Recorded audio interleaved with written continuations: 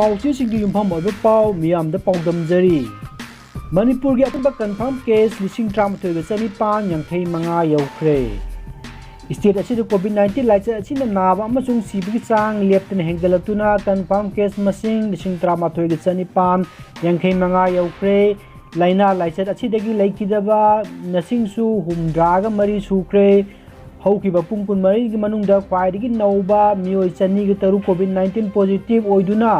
अपुनबा मसिंग 13,985 सुखिबनी अदुबु हारिबा मतम असिगी मनुंगदा Tunga तुंगानबा Covid care unit सिंगी मियोय चामगा कुनगा मरी की फिबम फगलतुना अपुनबा मसिंग 9,900 सुबना मंगा यौखरे लाइचर असिदगी फिबम फगलकपगी चांग चाद 63.3 मरी ओइरी अदुगा एक्टिव केस मसिंगना 2.5 इंडिया की ओइनसु हौकिबा पुंग कुनमरीस की मनुंगदा मियोय 8,958 कोविड-19 पॉजिटिव ओइदुना अपुनबा मिसिंग 1,63,915 यौखरे मतम असिगी मनुंगदा मियोय 990 सिदुना लैखिदबा मसिंगना 1,02,713 सुखरे अदुबु तोंगान तोंगानबा कोविड केयर यूनिट सिंगी मियोय 1,50,963 डिस्चार्ज तौखरे एक्टिव केस मसिंग 8,9,939 ओइरी अदुबु मियोय 9,900 की फिवम दिलूरी इंडिया कोविड-19 लाइचर असिना हेक संदोरकपदगी मियोय 1,39,939 टेस्ट तौखरे हाइनसु ICMR रिपोर्ट फोंदोखरे मालेमगी ओइना कोविड-19 कन्फर्म केस मसिंग 3,53,930 यौखिबो लोइनना लाइचर असिना लैखिदबा मसिंग 10,10,929 सुखरे मिखल अमदि थिंगनबु खुदिमा थेंगनबा सेम सादुना लैरे एम ओकेंद्र BJP ना लुचिंगबा हौजिक लैरिबा लैंगा असिना नाइतोम ओइना मिनिस्टर ओइरंबा लोक जनजाति पार्टी की MLA करामसा मिनिस्टर फम ताखरब मतुंगदा LJP दा ओहोंग खरा उबा पंगलगली मिनिस्टर रिसफल तौखरब मतुंग असि अहानबा ओइना लोक जन पार्टी दा हाना Kisan cell Manipur state president ओइरंबा थांखोलान बाइतेन लुचिंगबा सेल असिगी महिला वाइस प्रेसिडेंट याउना वाइस प्रेसिडेंट मरी जनरल सेक्रेटरी अहूम एग्जीक्यूटिव मेंबर 3 थारगा पुन्ना मियोय 53 असि ngasi Indian National Congress ta sangbada ayaba pibo loinana ngasi Imphal gi Congress bhavan da makoibu MPCC gi president harau tam okre hau khiba tarbasu Manipur General Assembly ki mithalda Chusampur district ta miyamna Congress party da thajaba thamduna miyamna mihut थागलकी अदुम ओइनमंग मतुंग तारकपदा मसागी कानाबा येंगलागा मियामना पीकिबा मेंजेट अदु काउथोलगा मसागी ओइजबा खरागिदमक मतम के party दा चोंखी अदुमना ngasi सिंहाट केंद्र दा Congress party board कारकलगा मसाई कानाबा येंगलागा रिजाइन तौखिबना केंद्र असि मपी मपा लैतबदौना लैरबनी हाइना MPCC की प्रेसिडेंट मोइरांगथेम ओकेंद्रना फोंदोकी इम्फाल की कांग्रेस भवन द पांगथोकिबा थौरम अमदा MPCC की प्रेसिडेंट हाइकिबदा कांग्रेस पार्टी की मियामना सही मंगा की ओइबा मिहुत थागलकिबा अदु ngasi BJP दा चोंगसिनख्रे कांग्रेस केंद्र अनि अमगिदी मरकी मिखल पांगथोलगनि हाइना ECI ना लाउथोकपा लैख्रे अदुम ओइनमक लेमहौरिबसिंगिदी लाउथोकपसु लैत्रि अदुना हौजिक लैरिबा फिल्म असिदा मिखल असि पाक हेक्ता पांगथोकपा याबसु नते मरम अदुना लाउथोकतबसु याना लैरी कोविड की मिखल खम थेंग अवार मतम असिदा MLA अमना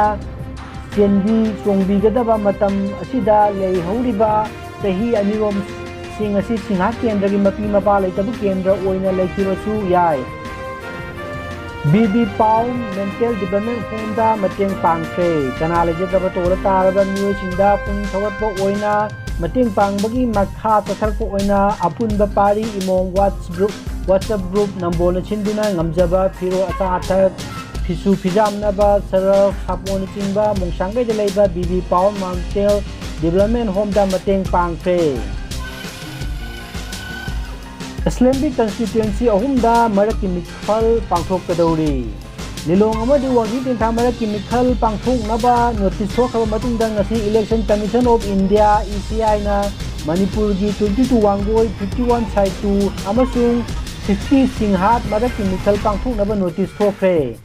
ECI ना थोकपा नोटिफिकेशन की मतुंग इना था सी तांग ट्राउम दोइदा मिखल की गेजेट नोटिफिकेशन थोकलगा तांग कुंदा नॉमिनेशन तौबगी अरोइब नुमित ओइगनी था सी तांग कुनमाथोय अमदी कुलुमदोइदा मथंग सिना स्क्रूटनी अमसुंग कैंडिडेट सिंगना विड्रॉवल तौनबा मतम पीरी अदुगा मरक की मिखलना मथंग थागी तरेत पांगथोकलगनी CM ना बायोफ्लॉक टेक्नोलॉजी सिजनदुना ngaगी फार्म तौबा ngami ama पुनिंग थौगतख्रे ngasi sing minister NBA na wangboy thongaujam lakai da laiba longjam boss tei kauba ngami ama bioflok technology sinaduna ngagi pothok puthokliba farm ama yingchinkhre farm insil matungda sing minister na hongdokhibada state sida matam khrak matungda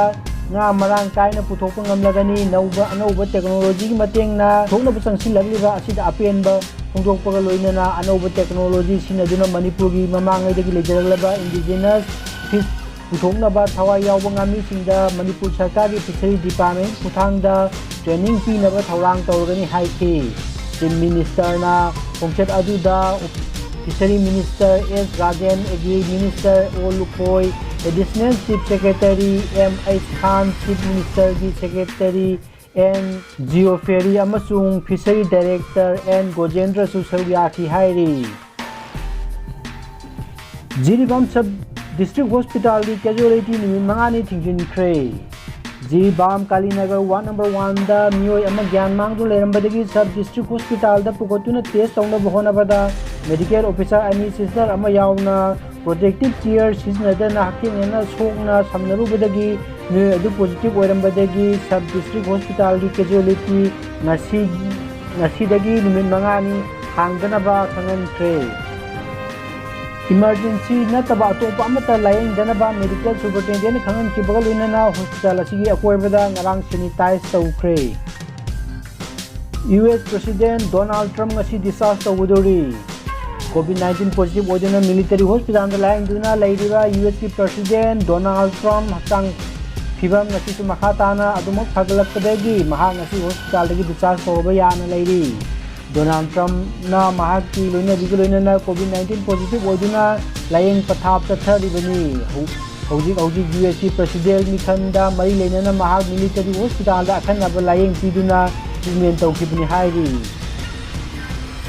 हयेंग तांग October की तांग 3 की राशिफल match मरुक मपांग ओय अफबा नुमितनी bridge अफबा ओय मिथुन अफबा ओय कर्कट अफबा ओय सिंहा कया अफबा यौदे मीगा यंथिनै कैन्या कया अफबा यौदे तुला ओइजा ओइथकानबा अफबा ओय ब्रिज अयत अपन अथिंग बलै खुरौ थांगी धनु अफबा नुंगाइबा हराउबा तरांबा ओय मकर अफबा ओय कुंभा अफबा ओय मीना अफबा ओय मतांग असिदा पाउसी सिंगदि खोमजिनजो पाउ पिजबा लोइजरे यंबिंग मेपुंग खुदिंगबकु थागर फोंदोकसरी।